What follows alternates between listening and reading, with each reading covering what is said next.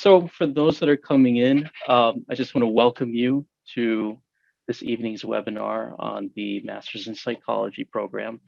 But if any questions come up during the webinar, uh, in here you can list your questions in the chat section or in the Q&A. We're going to go through all the information, but at the end, we're going to open up the floor for these questions so that we can give you more clarity on the program. Okay. So Dr. Treptow, why don't we just get started and we'll do a somewhat drawn out introduction to allow for the others to come in. Uh, Okay, sure. So you want me to say a few things about myself? Sure, yeah, let's start there. Okay, so I am one of the faculty in the Master's in Psychology program. I've been at Divine Mercy for about 5 years. Coming up, actually, just the last month was my 5-year anniversary.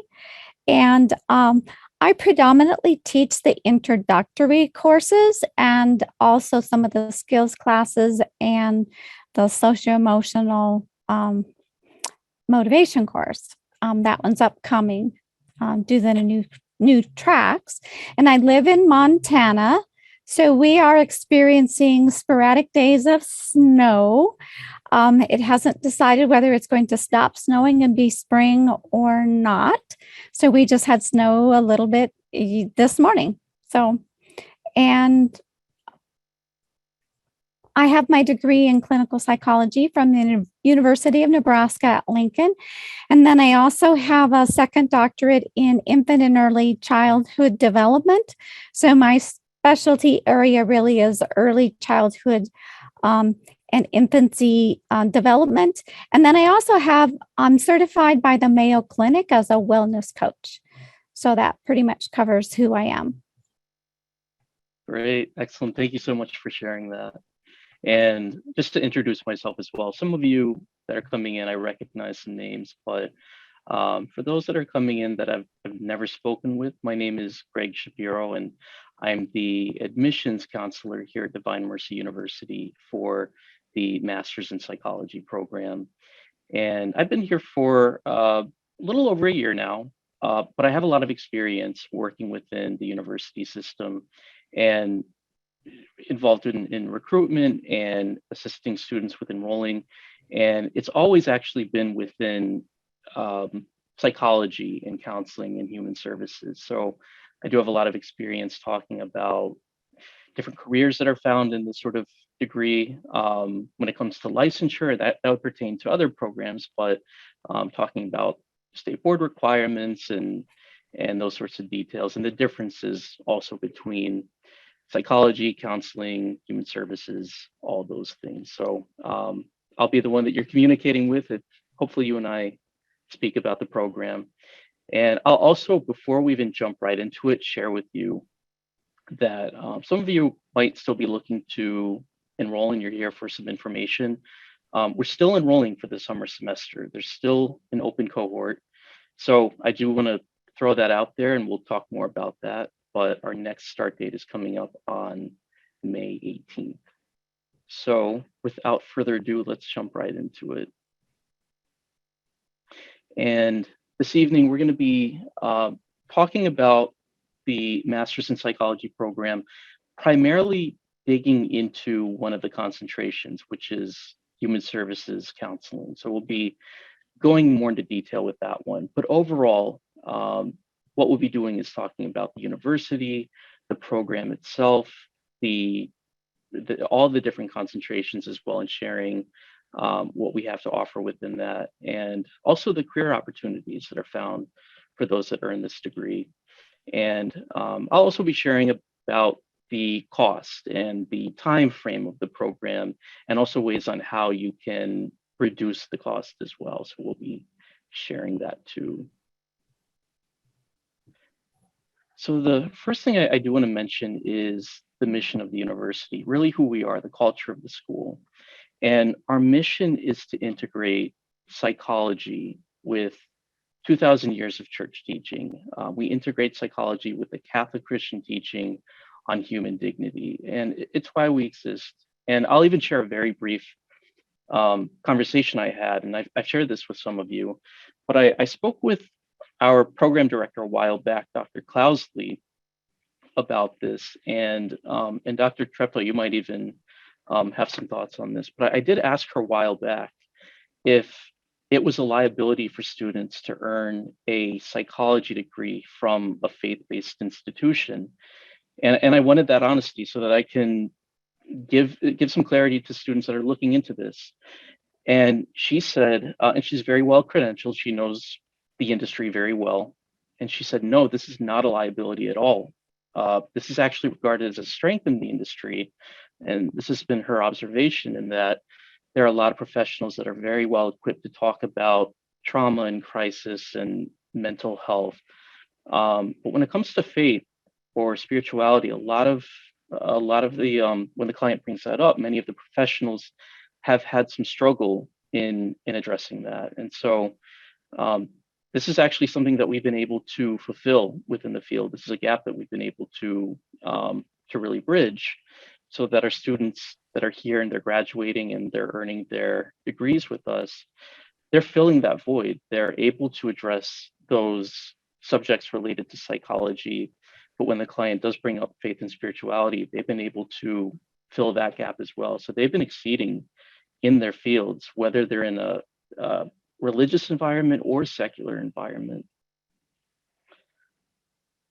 Um, oh, Yeah, please. Greg, I was just going to say, Greg, I think it speaks to that when, when it talks about, growing in favor with God and man. And I think that's one of those things that happen if you're getting educated in the virtue-based tradition that we teach here. That is going to help you excel. And the other thing I was going to mention is that increasingly, faith and religion, the larger field of psychology, is really beginning to understand how they've left that important part of the human person behind. And so there's increasingly just amazing amounts of research showing how faith and religious practice relate to things like health. And so over the lifetime, if you have habits that of going to church on a regular basis, it actually correlates with better health and so forth. And some of that work is being done by Catholic scholars. For example, there's a Harold Koenig at Duke that has been doing 3 decades of work on virtue-based health. So that's one of the things that you come into when you get a degree from here. So it's really a cut ahead in the field of psychology. Yeah, that's excellent. I really appreciate you sharing that too. Um, yeah, I mean, it's overall, we really do hold to a high standard of education, and that integrative component is incredibly valuable along with that.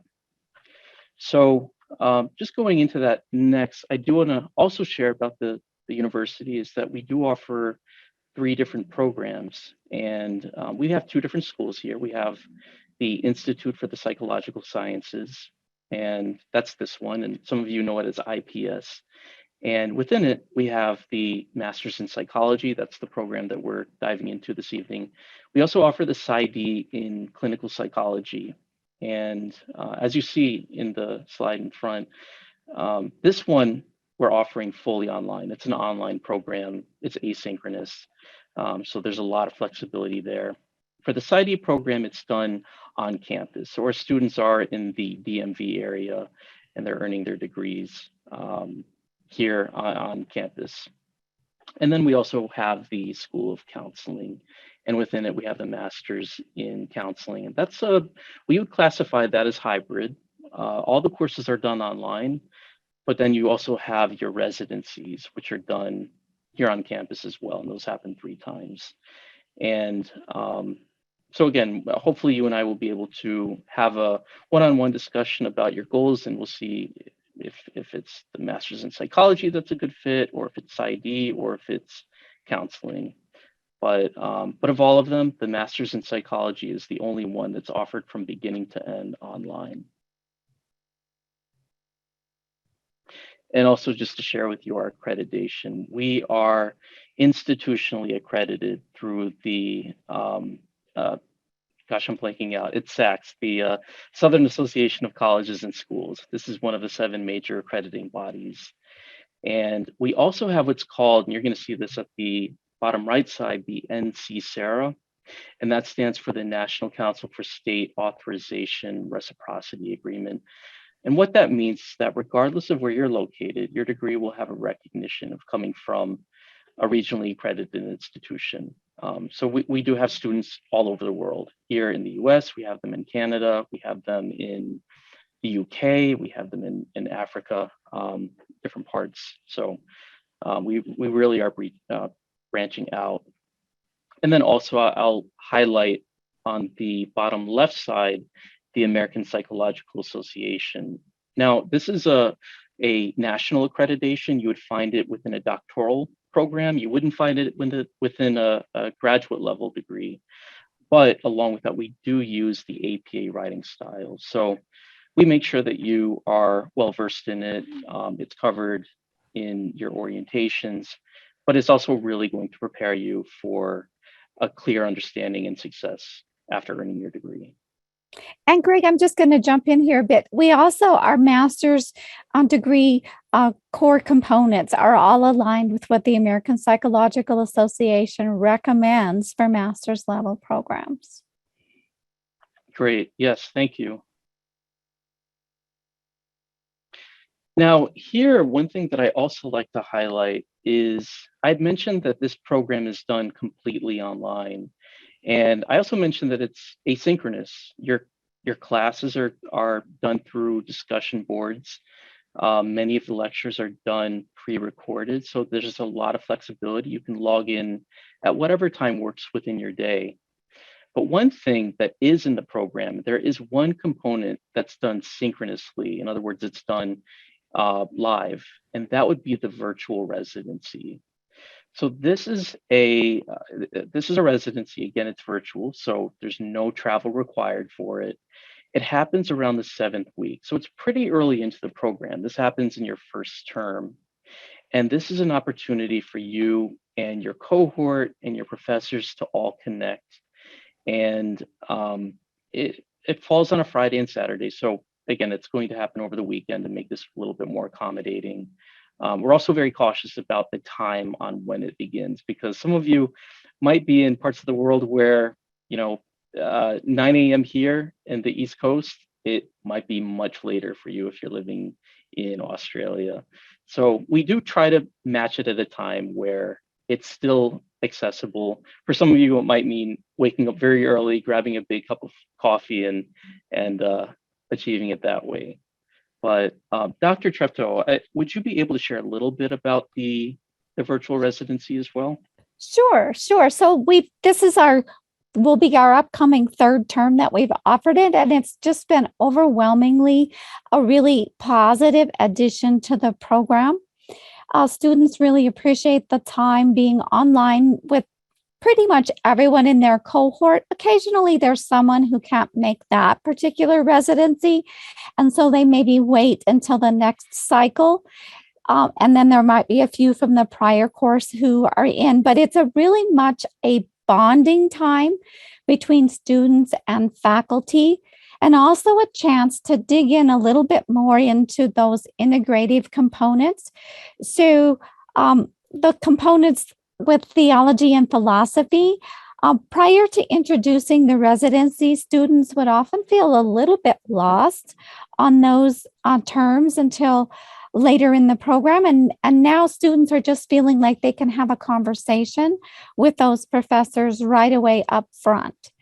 And then we also introduce some practice sessions, so some practice helping skills, basic attending, basic listening, a chance to do that in small groups. And like I said, it's just been overwhelmingly well received by the students, and that's based on both feedback at the end of the day, feedback that's given in a small reflective assignment that all students write about the residency, and then just sometimes back channel, comments to faculty and so forth. One other comment I want to make, just because Greg mentioned that the cohort for summer is still open. So if you are interested in the summer cohort, I just want to alert you that the residency has been moved to week 6 out of thinking people wouldn't maybe necessarily want to come on the 4th of July. So just so you know, in case you're coming in the summer, that's just going to be a slight shift. And it may not happen next year. We may just stick with week 7. We'll see. But Great. Yes. That, by the way, I'll just pause and say that I didn't know about the accommodation in case a student couldn't actually make it to the initial oh, yeah, residency. it's not like advertised because we really want everyone to be there so that it's a main part. But I mean, sometimes there just are like someone's like had people who had a parent who died, or things that just can't be. Someone needed to be in a wedding. Things that can't be accommodated by saying no. You have to show up to an online class. Yeah. No, that's great. That's very good to hear. Very good. Okay, so I'm going to continue on, and I'm going to turn this back over to you, Dr. Treptow, since you just know so Okay. much about this program. So you want me just to speak a little bit about the human services counseling? Yeah, so, and Okay. again, I'll just highlight that this is one of the concentrations we offer, and it's an option. There are 3 electives, and so yeah, if you could share a little bit about these electives, that would be great. Sure. So I'm actually finishing up teaching the first of those electives, which is a listening, basically a helping skills class. And so we are basing that off of one of the courses in the counseling program. So it's our first trial run. And I think it's been well received by the students. So what's unique about that class, it has a little bit of a synchronous component in terms of one meeting at the beginning. And then there's involved breaking into small groups and coordinating with your peers. And my observation as the faculty is that has been a very positive piece of getting into groups. And then what you do is you practice different skills by week, videotape those and turn them in. There's a system where you get a chance to either be the person being helped, the helper, or the person who does some observation. So we think it's a really good learning model. So that's the first one.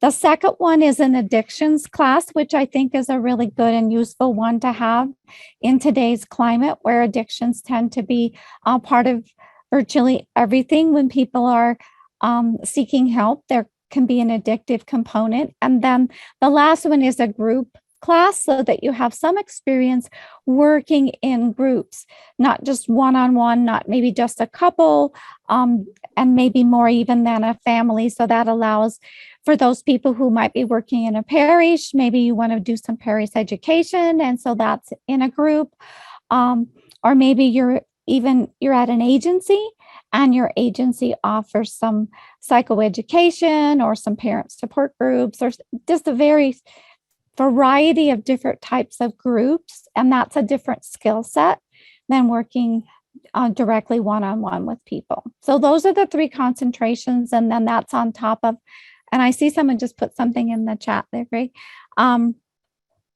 that on top of just the core classes, which are, based on the Catholic Christian integration and just basic helping skills generally. Great, that's excellent. So along with that, and Dr. Treptow, thank you again for just diving a little bit deeper into what to expect for these. We also do offer other concentrations as well, and if you're here and you're watching this, it's likely that you're just wanting, maybe you're leaning a little bit more toward human services counseling as an option. It's not the only option, however. We do have different concentrations you can choose from. And so one, I'll just list these out as you're seeing in front of you. One is in leadership psychology, and this is a very popular choice for those that are maybe looking to go into more of a leadership position. It's very common for those that are leaning toward like an industrial and organizational sort of environment. So in other words, working in a corporate or business environment or an organization, and it pulls in things like positive psychology, and many people are choosing that because they want to advance in their field, or they want to break into a new one. And then next we have pre-PhD. And now, granted, I want to highlight this is not a prerequisite for those of you that are planning to eventually go forward with your doctorate, but it's a great preparation, primarily for those that are aiming to go into research or academia. And in the program, students are taking a capstone. This is the extensive written project. In the pre-PhD concentration, you actually get a choice of either doing your capstone or doing a thesis. So if you wanted to do that so that you could better prepare for aiming into your doctorate, that's an option for you. And then next we have marriage and family studies. And again, this is a great choice for students that want to have a little bit more of a background with this sort of population, understanding the marriage unit and the family unit, whether you're working in human services or you work in ministry. This has been very useful. I do get a lot of different types of students that choose it, even those that I wouldn't have expected because of their line of work, which is having these skills aimed toward this population has been very useful for them. And then last is self-design, and this is more of a bonus concentration. What you get to do with this choice is pull electives from any of these concentrations. So let me put it this way: as a student, you're taking 11 courses total, but then you'll have 3 electives, regardless of which concentration you choose. With self-design, you're still taking 3, but for instance, maybe you're interested in marriage and family studies and human services counseling, and you're not sure which one you prefer, but you really like both. You could take 2 from human services counseling and 1 from marriage and family studies, or maybe the other way around. It's just a great opportunity for you to customize the program a little bit more toward your goals and toward your passions. Yes, Greg, and that's really true for each of these different concentrations. And what we're also doing gradually is getting maybe some of the alum involved. So in leadership psychology, we have a couple of alumni who are actively using they actually are using their skills before there was a track in leadership psychology, but they are using it in the way that a leadership psychology person would use their degree. So, and also with marriage and family studies, we have alums who are engaged in that work and can testify to how the degree fits with what they're doing. That's great. So I'll continue on to the next slide. And so covering a little bit more into the human services counseling, the next things that I'd like to just go over with you. Well, actually, let me pause here and I had mentioned that in the program there are 11 courses, and on the left side, you're seeing the core courses. So these are the courses that every student is taking. And then on the right, under this concentration, these are the electives that you'd be taking, and Dr. Treptow shared about these and what to expect. I will highlight too that the electives that you choose, they could fall at different places. So, not to expect them all to happen either before the core courses or after. It could depend on when you start. It could also depend on, especially if you're taking the self-design track, which electives you'll be choosing. So keep that in mind that they could end up taking place at different points depending on which concentration, which electives you're taking.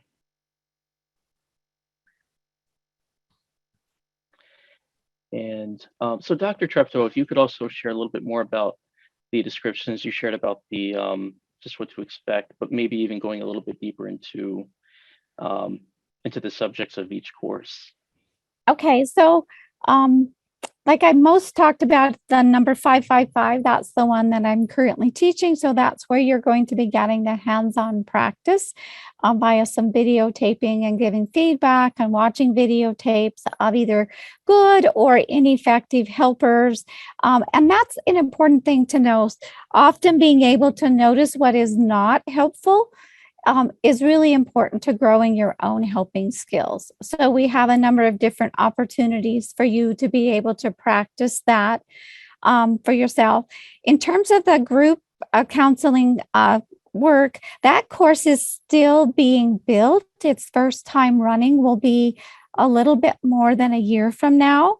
But I am assuming it's going to be a group class where you will get some practice working in groups. And but I actually can't speak to exactly what that course will look like. I don't know if students will be asked to find a group in the setting where they're at and do some work and do some journaling about that.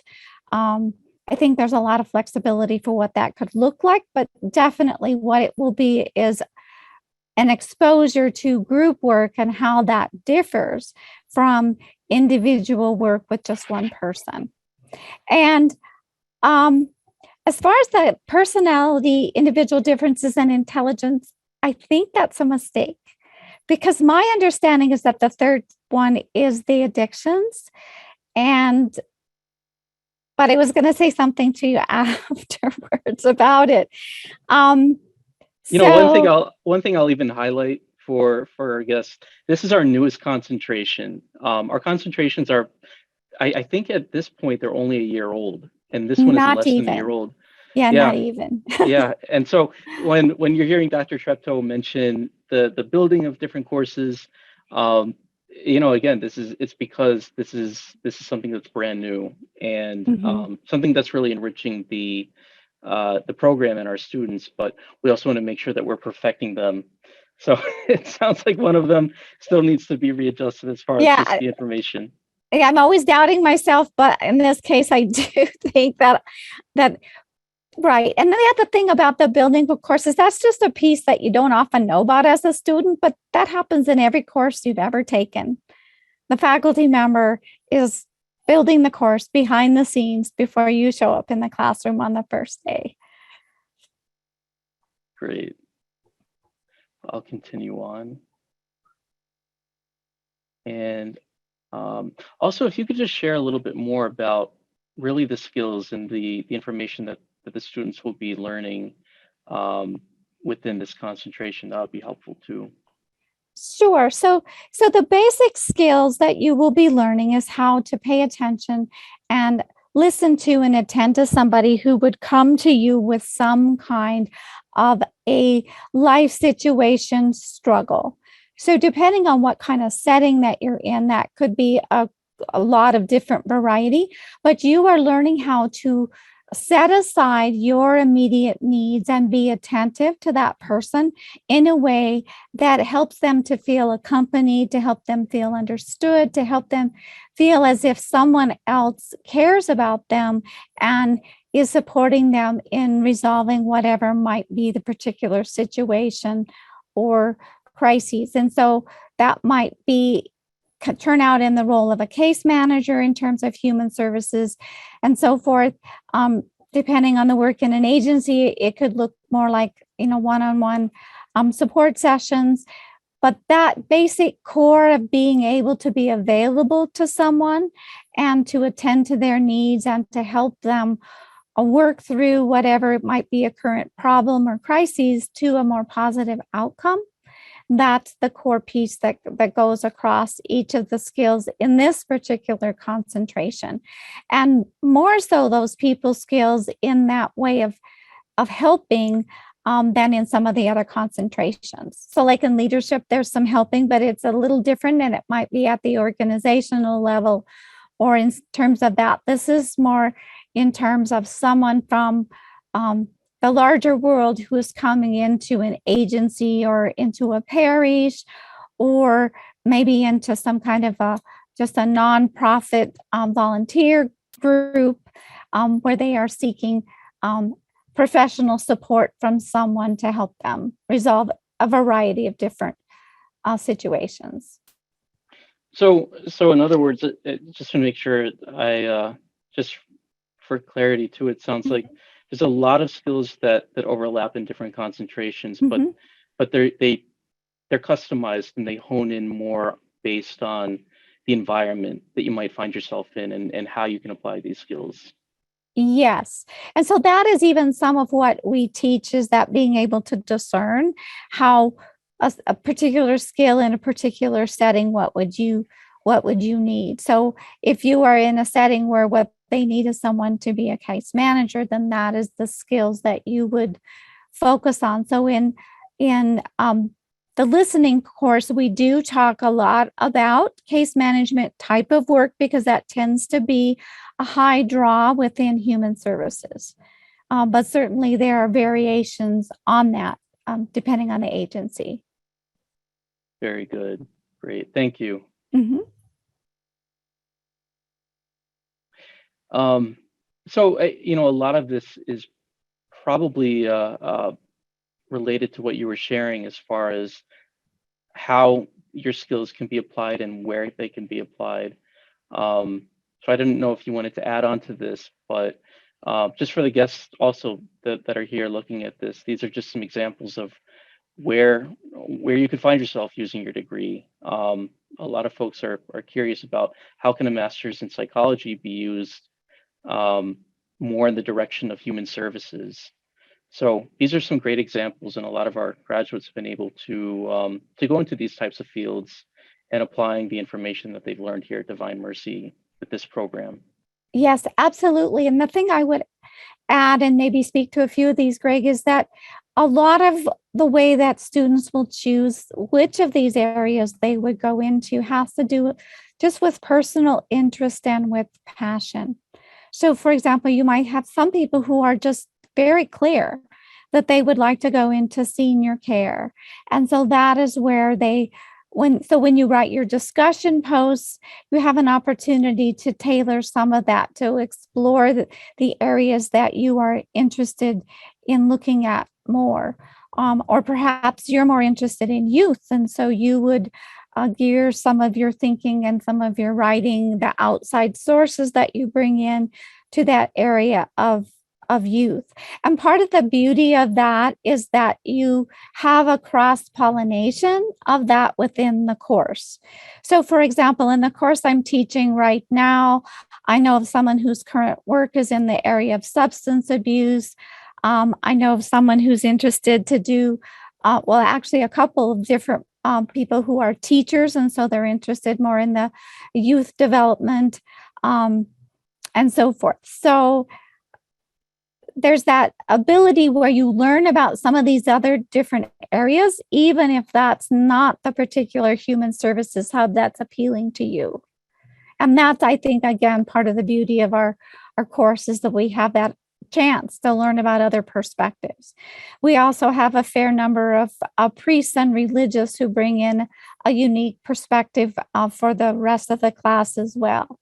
So it's quite a diverse and I think, interestingly, that's not on our list of human service professionals, but really priests and religious, like a vocations director or a formation director at a seminary or a formation director in a religious program. Those are all very much human services professionals.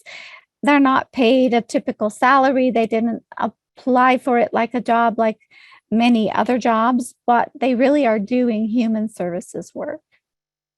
Yeah, I love that. That's just one of the great parts to this, that a lot of our students are coming into this with so many of their own personal experiences and their passions, and they go into this because they want to give back, or they want to maybe even take a trauma that they've experienced and turn it around in a way that they'll be able to help others that are maybe experiencing the same.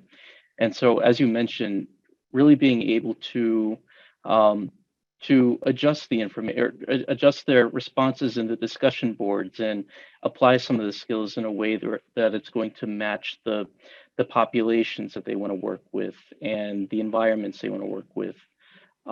It really goes in so many different directions, and it's very versatile as far as where you can take your knowledge. Mhm. And there are opportunities where sometimes students are able to partner with larger systems like their diocese in a project that happens to fit into one of these human services hubs. And there are opportunities depending on what it is your interest and what you would like would like to do. I'm aware of someone who's doing something along for prison services, and others who are wanting to make, provide ways to provide resilience to, priests who are um, coming into their diocese in terms of support at the diocesan level and so forth. So there are many things beyond what's on here, but it would cover too much space. Greg wouldn't be able to get them all in the slide. So That's right. That's right. Excellent. I'll continue on. And just to go a little bit more into the just the career opportunities, and we had shared a lot more in the direction of human services and even a little bit found within ministry. But for many of you, some of you might be looking to go more into an organizational environment. So these are some examples in front of you. And so whether you're looking to go more to HR or consulting or working within market research, this degree is very useful.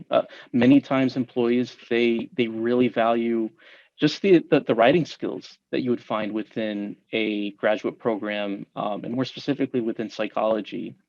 So I do like to highlight this, even if you're looking to go more into, as we mentioned earlier, something more in the direction of human services. This is just to illustrate how versatile this degree is. right. And this is one of those areas where you don't necessarily know what the opportunity looks like. There's an alum who just wrote his own job description to do essentially this kind of work, Greg. And so one of the things I think the degree offers is a lot of creativity, a lot of freedom to think about what it is that God might be leading you to do. So that's another just beautiful part about it. You don't know yet what it will look like. Yeah, great. Let's continue on and going a little bit further. These are the very similar to what we had mentioned earlier, but this degree is very useful in a more social mental health services direction. So it leans more in the direction of human services. Now, one thing I will clarify, because it's very common, and I think just in our regular language, we tend to use terms like psychology and counseling interchangeably. I think it's just a common thing that we do. And they really are connected. But one thing that I will mention, this degree is not so much designed for those to aim for becoming a licensed professional counselor. So if you are looking to be more of an LPC, a licensed professional counselor, then this would not be the right choice. Instead, I would aim for a counseling degree. That's likely what your state board will be looking for. And every state's different, by the way, when it comes to licensure. With that, though, I will say one of the benefits to it being a non-licensure prep program is the versatility of where you can take your degree. And as I mentioned before, I think a common misconception too when it comes to something that's non-licensure is that for some people they think that means that you can't use your degree in any sort of professional environment, and that couldn't be further from the truth. There's a lot of opportunity, a lot of different careers where you could go into it and it wouldn't mean having to go through the state board for that. In fact, one of the other benefits is that because it's non-licensure prep, now and then we'll even have active students. So students that haven't even completed their degree, they've been able to actually jump into their desired profession because they were in the action of getting the degree, and they did earn a lot of credits and a lot of information on the field. So there are a lot of people that are actually pursuing their desired careers even before the degree has been officially earned. And one last thing I'll even highlight, though, there is still a connection between the psychology program and the counseling program. So for those of you that might be really teetering on one or the other and you're not quite sure, Just because you've actually chosen one, that doesn't mean the door is closed on the other. And there are even some courses that could be transferred in from one or the other. It's all case by case. It depends on the concentrations, and it also depends on your GPA. So that's another thing that we'll look at. But again, there is room to readjust if that's something that that you're looking at, and maybe going in from one program or another. Yes, Greg. And then the other thing, of course, is how far are you into the program? So earlier in the program, it's easier to make that discernment and switch. Then the further on you get into the program, it gets more challenging as the courses get more specific. One thing I wanted to highlight on this slide, though, so I noticed the first one is the executive coach. And so I mentioned that I'm a wellness coach certified by the Mayo Clinic, but I have a student waiting. We're trying to coordinate our time who's interested in doing something along the lines of life coaching. And so there's sort of like they're developing certifications for that, but it's not really a credentialed field. And so that type of thing is something that people could explore if they were interested in something more along those lines. It's not formally something that we tailor within the program, but certainly the skill set that you end up with, especially you'll hear the Catholic Christian meta model of the person over and over in the program. But that's essentially a virtue-based system of teaching how to behave and how to be in the world when you are engaging with others and helping them. And that's really a very versatile model that can even be taken into the work environment as a worker virtue enhancement program. So that's an example of how versatile it is. Great. Yes, thank you. And I'll continue on. And again, as I mentioned before, it's very versatile, as we were both sharing. And these are just some other examples of how this degree could be applied professionally. So at the top, you're seeing in education, we do get a lot of students that are educators themselves, and they come from a background of working with students, whether they are in higher ed or they're working within K through 12. So this degree is very useful for that. And whether you're looking to teach psychology or you're looking to maybe even go into being the dean of students, this degree is very useful for that. And then also below, you're seeing government and law enforcement. And we've had a lot of students that have also gone through that experience, or maybe they want to break into the field of working in more of the public sector.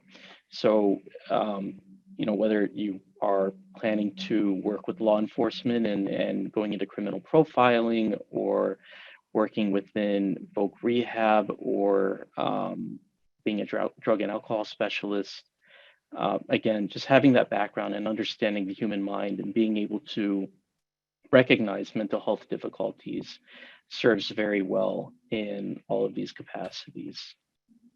Yes, Greg, and I was just going to highlight something up on the Education Hub. We've had a number of students who have been able to work with their diocese or their bishops in doing special kinds of projects related to perhaps teaching the virtues across the whole Catholic school system or those kinds of things. So there are, again, conversations of how you can become involved in your diocese to offer something beyond what the diocese is now able to offer. So those are just conversations that can be had. No promises, of course, but.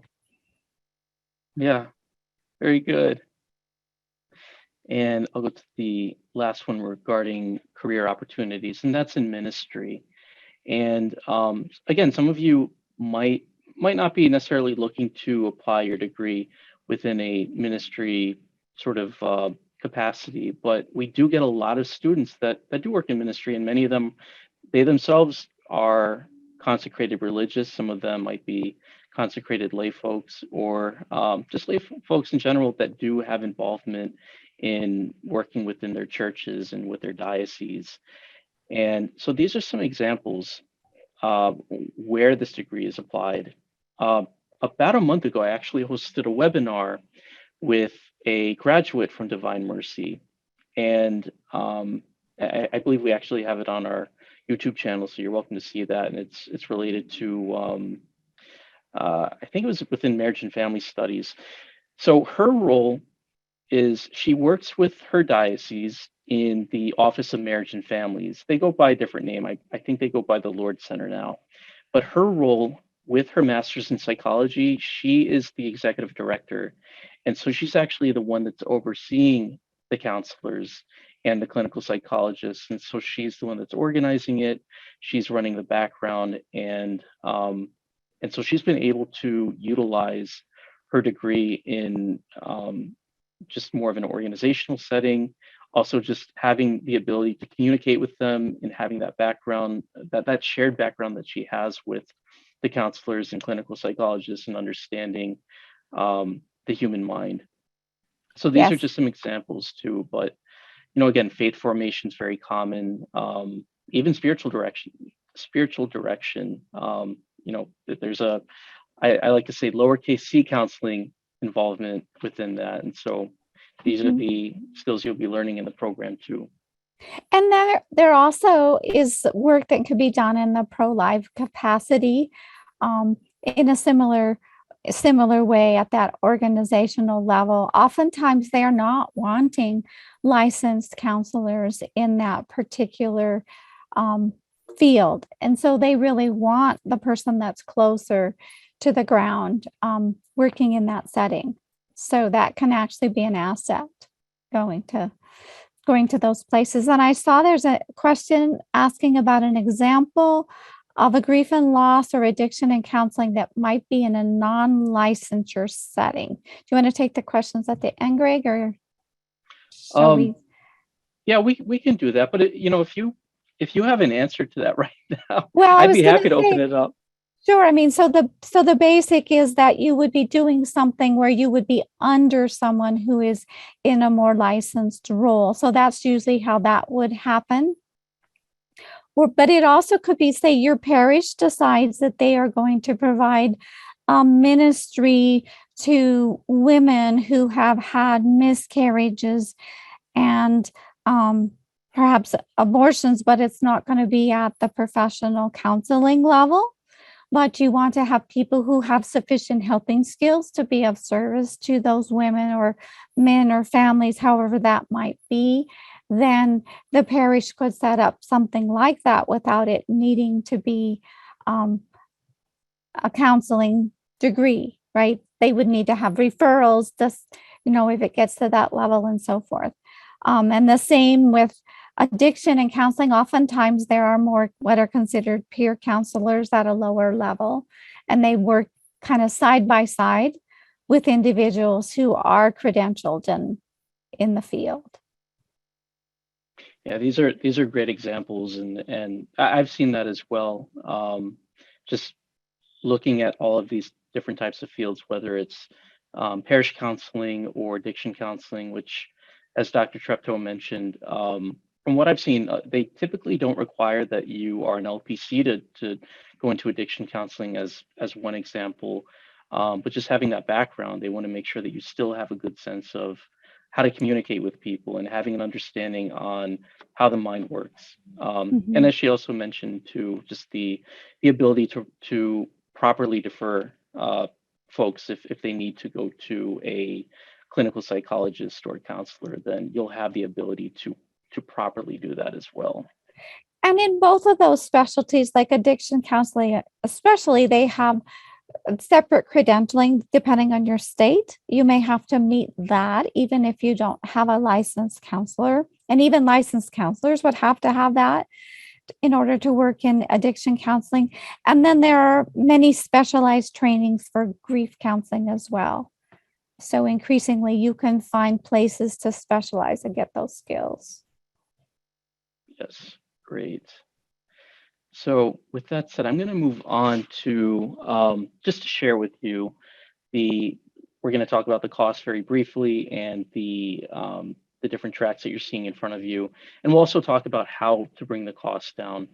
So I will highlight very quickly that as a student, you do have the choice of completing your degree in 26 months or in 16 months. And there's a lot of flexibility if you needed to readjust it as you're in the program. If you're doing the 26-month track, then that means on average you're taking 2 courses per term. It won't be that way for every term, but it's set up where it will sort of fluctuate between 1 course per 8-week term and 2. And just sort of as a pattern that we've seen, um, and these numbers that I'm seeing actually they should be readjusted because as we've actually spoken with more students and had more conversations, um, we've seen students that are doing the 16-month track. They're on average committing between 20 and 25 hours per week. It could depend on the course that you're taking. Some might be more dense than others. For instance, statistics. That's one where it's such an important one, but it's a dense subject matter, and so for many students, they might actually be putting in a little bit more time into their week to better understand the content. And then there might be other courses where maybe you're familiar with it and you might have that background. So maybe you're not needing to commit as many hours per week. But on average, I still like to share that the pattern we've seen is between 20 to 25 hours per week in the 16-month track. For the next option, though, there's a 26-month track, and that means taking 1 course for every 8-week term. And that's still considered full-time. So you wouldn't be considered a part-time student. If that's something that you're looking for, we can have that discussion one-on-one, and I'll be able to go a little bit more into detail with that. But for the 26-month option, usually, and again, it's not set in stone, but the pattern we've seen, students are committing between 10 to 12 hours per week. And so if you're someone that you're working full time and maybe you have a busy home life, and so you're wanting to have a little bit more of a slower pace so to accommodate your schedule, then the 26-month track might be a great option for you. And I think you mentioned, Greg, that of course that's course specific. So some courses do have perhaps more reading, and it depends on your reading speed as well. So just bearing those in mind as you make your self-assessment. Yes. And again, at the same time, if you're approaching a course where maybe you're anticipating that it's going to require more time, you can always get in touch with the registrar's office to make any adjustments that are needed. Overall, we just want to make sure that you're thriving in the program. So even if it means taking even a temporary slower approach, that's absolutely fine. Again, and these are the sort of conversations you'll have with registrar, you'll have them with your academic advisors. The faculty are great in providing support, and that's a huge part of what they do here. So again, you're not locked into anything. There's that flexibility. Absolutely. So yeah, good. So before I continue on with the cost, Dr. Treptow, did you have something to add? No, I think you covered it pretty well. I would just add about the academic advisor. That's just a point person that you can have that accompanies you through the program. A way to find out, what might be if you need to make a shift between the 2 tracks, for example, or if you have a major life event. That's a person that you can count on to guide you through that. And I think that's one of the strong points of our program is that we are able to accompany students through a variety of life events. COVID was a great example of being able to help students navigate through all the different things that they were experiencing from, look, I thought I'd have all day to study by myself, and now I have 4 children at home because the schools are closed or whatever those might be. So I think that is something that we do pretty well. Yeah, no, it's excellent. Very good. Thank you for adding that.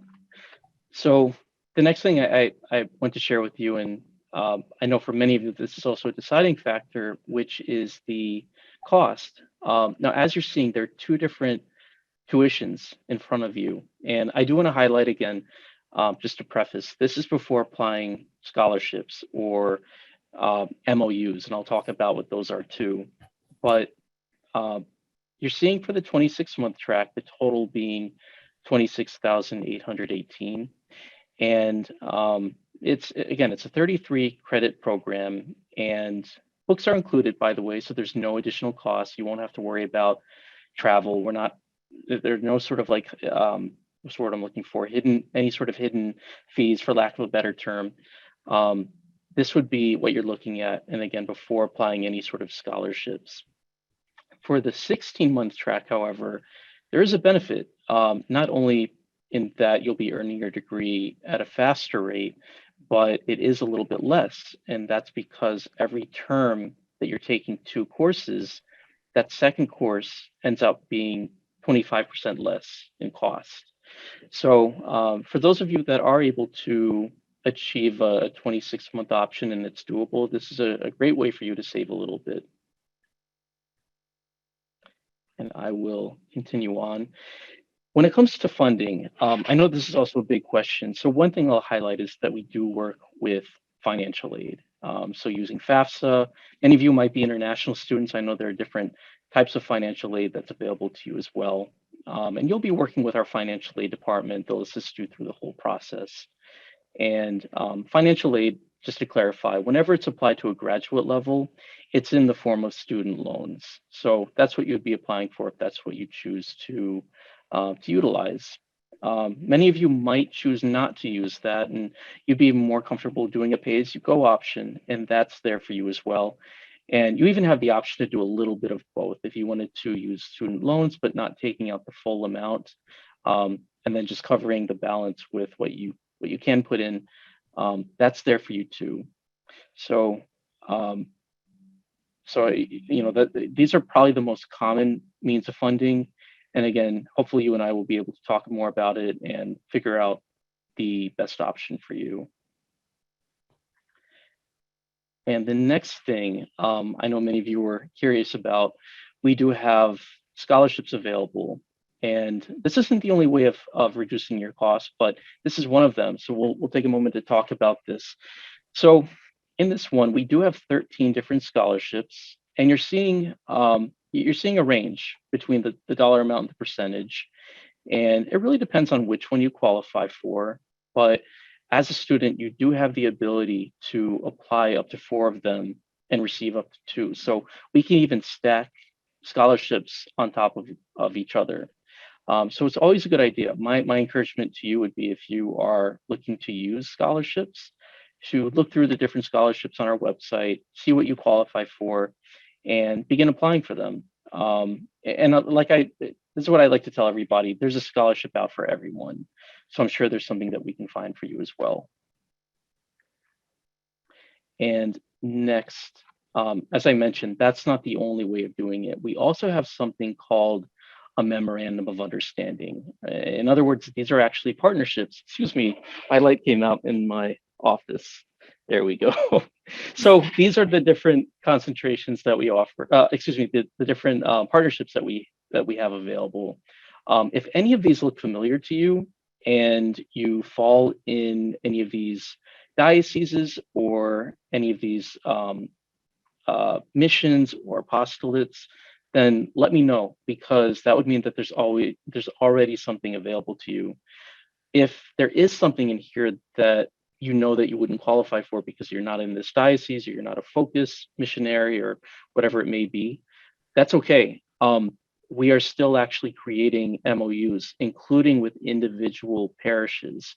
So if you wanted to find a way of bringing the cost down through an MOU, you would just speak with your parish priest and see if it's something that he'd be open to. There's no monetary impact to him. It'd be completely free.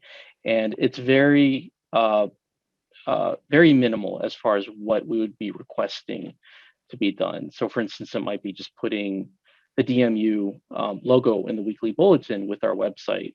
And that's a great example of how people are fulfilling their side of the MOU. So again, if this is something that you want to talk about as an option, I'd be more than happy to do that with you. And so this brings us to the end. I know that we are just hitting the hour mark, so I will, I'll just jump right into the Q&A, but I will say very quickly that these are it's my contact information and the code below. If you decide to apply, you're seeing CCMMP 1999. If you put that in, we will waive the application fee for you. And again, our next start date is May 18th. We still have slots open for our upcoming start date. So with that said, again, I'm keeping an eye on the time. I want to now open up the floor to all of you with your questions. I know that we had a few questions answered already, so I'm just going to go through these. And before I even do that, Dr. Treptow, just to be sure, was there anything that you wanted to add?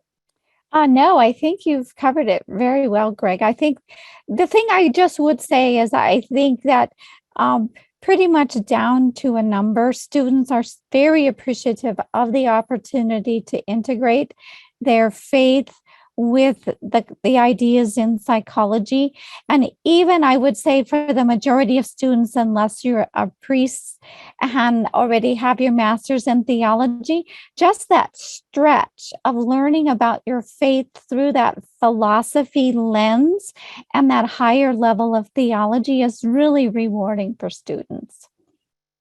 Yes, yes, absolutely. And it really does, it really does apply in so many different directions. And I've actually spoken with many of our graduates that didn't expect for that component to be as enriching as it was for them. Mm-hmm. So I appreciate you mentioning that. I'll also even mention too, now and then I will have students that are very enthusiastic about divine mercy, but they themselves might not be Catholic. They might be a non-Catholic Christian, or maybe they don't subscribe to the Christian faith at all, and they come from a different side of it. I will mention very quickly, it's perfectly fine. We're always happy to bring in students, regardless of what your faith is.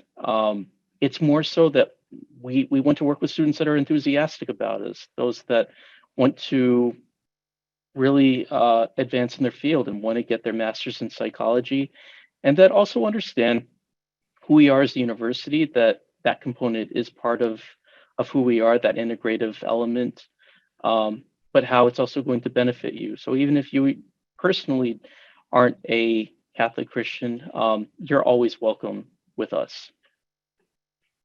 So along with that, I'm also seeing a couple of questions. It looks like you've answered them, but I will mention one very quickly, which was about the GRE. So the GRE for this program is not a requirement. And for many people, that's a breath of fresh air. So I just wanted to say that out loud. Our other programs do require the GRE. So if you're looking at counseling or PsyD, that would be something that you would need to complete in order to apply. For this one, you will not have to do that. And let's see, it looks like these are the only questions. Is there anything else that you would like to add before we end this webinar? No, just I'm glad to see that so many people are interested in learning more about the program today. And you certainly can, send an inquiry to Greg. And he can forward it on to me if you would happen to have a question specific for me. But I think students just really enjoy the experience of studying psychology with theology and philosophy in this online program. Yes, yeah, great.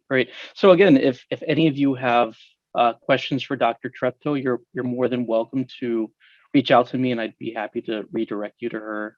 Again, our faculty, they're really accommodating, and they're always enthusiastic whenever I speak to them.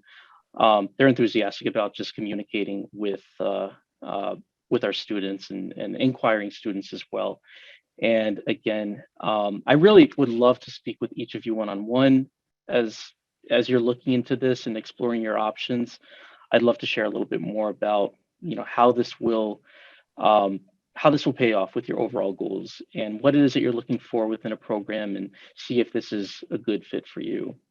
So with that said, I will end here. But again, I really thank you all for visiting with us and participating. And Dr. Treptow, thank you again for being here. And just want to wish you all a happy Easter as well. Take care. Have a great evening. Okay.